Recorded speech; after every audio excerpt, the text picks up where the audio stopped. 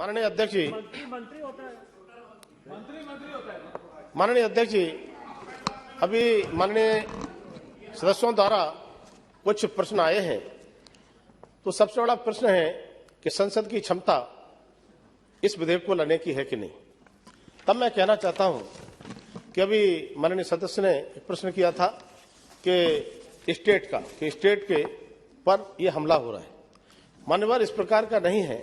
एक राज्य में जो सहकारिता की सोसाइटी काम करती हैं वो राज्य की होती हैं, और एक राज्य सहकारी समितियों के बहुराज्य सहकारी समिति में विलय का प्रावधान पहले से है, परंतु ये राज्यों के सहकारी सोसाइटी में नियमों के अधीन ही है।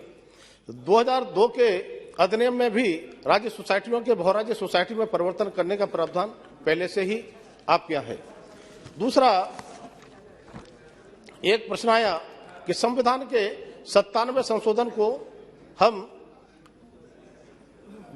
उच्च न्यायालय में निरस्त कर दिया गया था, पर सर्वोच्च न्यायालय ने जुलाई 2021 में ये निर्णय दिया गया, ये संशोधन बहुराज्य सहकारी समितियों पर लागू होगा, इसलिए इस संशोधन विधेयक की आवश्यकता पड़ी।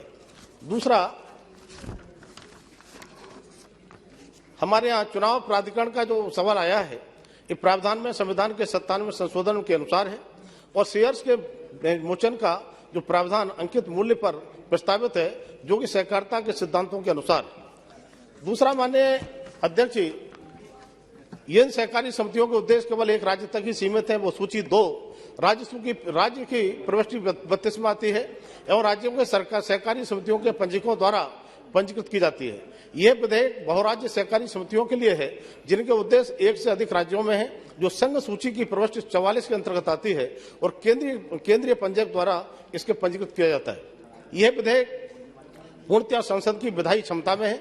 यह विधेयक संविधान की 7वीं अनुसूची की सूची 1 संघ सूची की प्रविष्टि 44 के अंतर्गत प्रस्तावित है। बहुराज्य सहकारी सोसाइटी अधिनियम 2002 व उससे पहले बहुराज्य सहकारी सोसाइटी अधिनियम 1984 में भी इस प्रविष्टि के अंतर्गत संसद में ये पारित किए गए हैं। अतः ये विधेयक संसद की विधायी क्षमता में है। बाकी प्रश्नों के बारे में विधेयक पर खंडवार चर्चा जब होगी तब उसके उत्तर दिए जाएंगे। अतः मैं बहुराज्य सहकारी सोसाइटी संशोधन विधेयक 2022 के पुनर्स्थापन का अनुरोध करता हूं।